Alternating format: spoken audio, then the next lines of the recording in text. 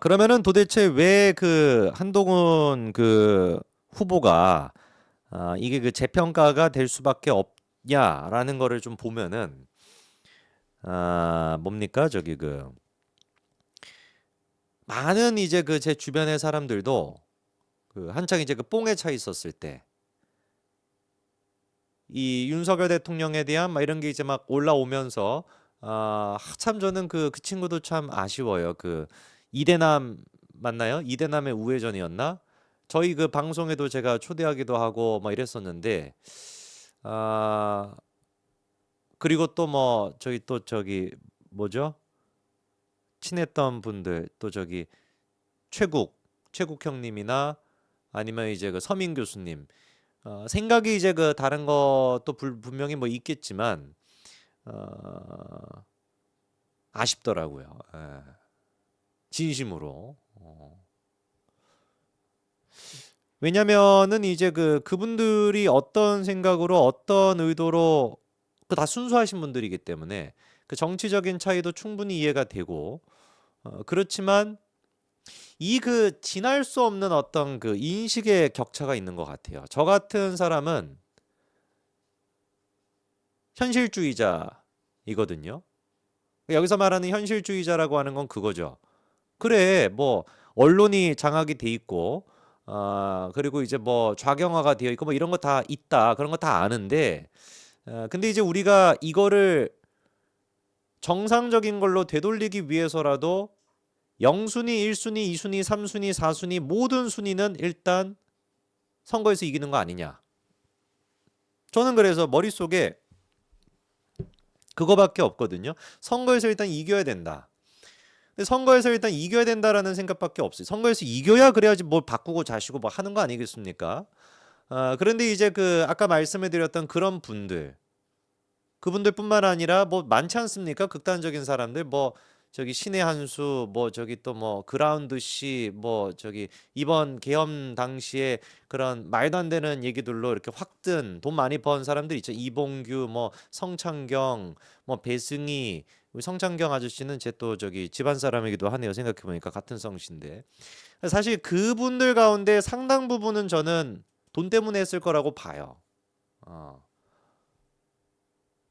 돈 때문에 했을 것 같고 그리고 또 아닌 분들은 인식의 차이가 있는 것인데 그 인식의 차이라고 하는 것은 이분들이 갖고 있는 인식은 이런 거죠.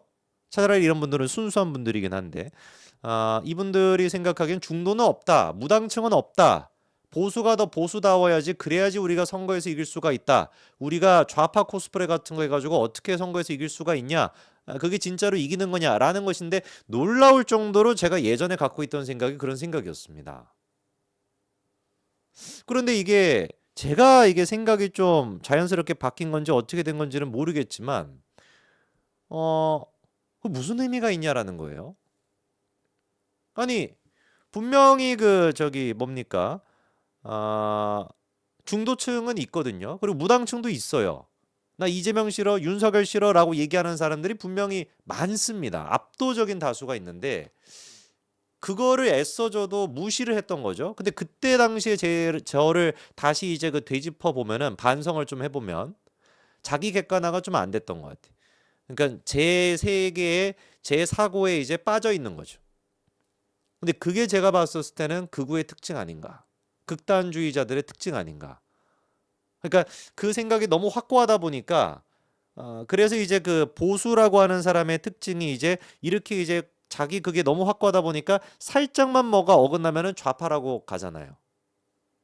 그렇지 않습니까? 그래서 한동훈 후보에 대해 가지고 좌파라고 얘기하는 게 그런 맥락 아닙니까? 저는 생각했을 때 진중권 교수 같은 사람을 영입한다든지 김종인을 영입한다든지 뭐 이런 식의 모습들이 정치에 관심이 없는 사람들이나 중도층이 보기에는 이게 진짜 무슨 뭐 극단적인 보수가 아니라 중도의 어떤 얘기도 들으려고 하는구나. 이렇게 저는 이제 지금은 이해가 되는데 과거에 저 같았으면 야, 아니 감히 어떻게 저런 진 교수 같은 사람을 갖다가 뭐 저기 뭐 영입하려고 했어. 김경률 같은 사람 어떻게 영입할 수 있어? 그러니까 너는 좌파지.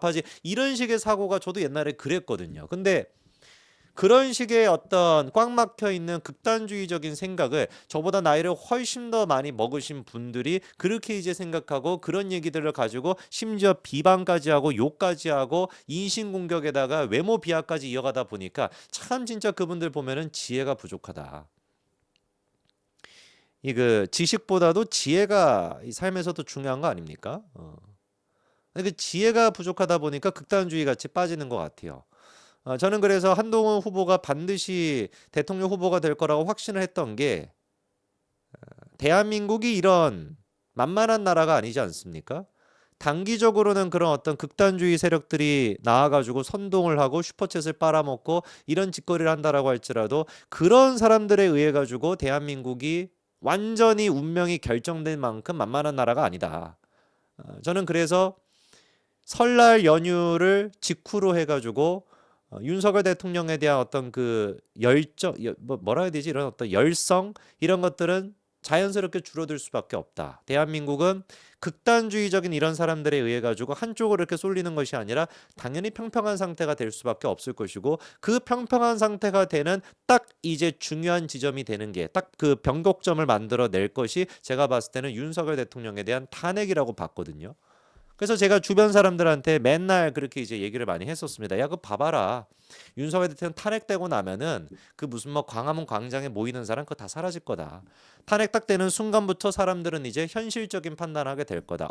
그래서 어떻게 해야 되지? 그래서 일단 이재명은 어떻게 막지? 이런 판단을 하게 될 것이다. 그리고 대한민국의 10% 가까이 되는 극단주의 세력들이 막 무슨 뭐 댓글을 달고 무슨 뭐 유튜브 같은 거 하고 막 이러다 보니까 그게 막 세상의 전부인 것처럼 느껴지지만 그렇지가 않다. 현실을 좀 나와서 살아봐라.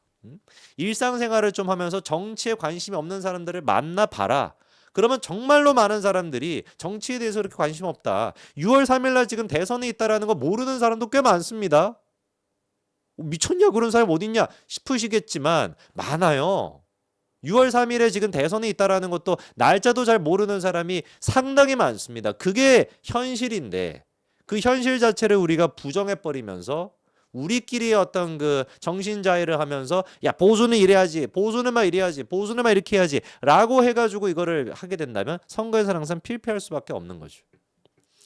저는 그래서 홍준표 후보가 떨어진 것도 이거를 대변하고 있는 아주 중요한 지표라고 봅니다. 실제로 이제 봤었을 때는 그렇게 많이 안 되는데 뭐 많았겠죠, 그렇죠? 실제로 많았겠죠. 그러나 그 이제 그 극단적인 사람들이 과표집되어 있다라는 거. 그래서 지금 이제 커뮤니티에서 홍준표 후보 좋아하는 사람들을 막 얘기 들어보니까 야 2030이 홍준표를 갖다가 압도적으로 지지하는데 야 이거 국민의힘 끝났다 뭐 이렇게 생각하지만 한마디만 드리겠다면 2030 중에 상당히 또 많은 사람들은 한동훈이 돼야 된다고 봅니다. 왜?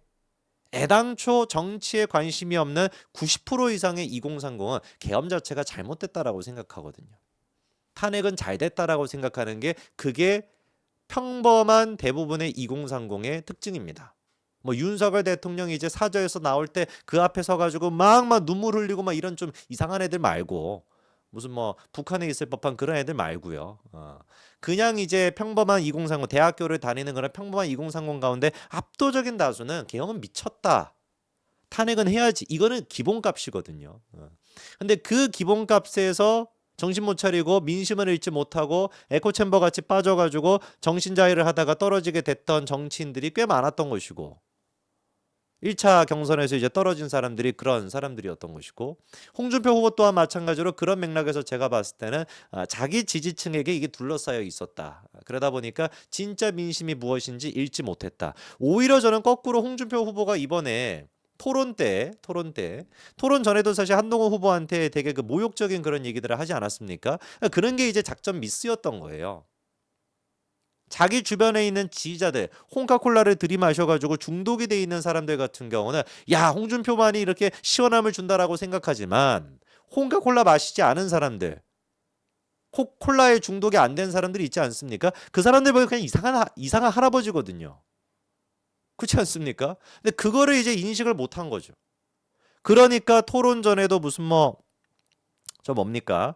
무슨 브라가 어떻다라는 등 무슨 키높이가 어떻다라는 등 그런 얘기를 이제 하면서 막 이렇게 막 자기들끼리 좋아했던 것이고, 그리고 그런 어떤 연장선에서 이번에 이제 그 3시간 가까이 됐던 토론도 그런 식으로 했던 거 아니에요? 무슨 뭐였습니까?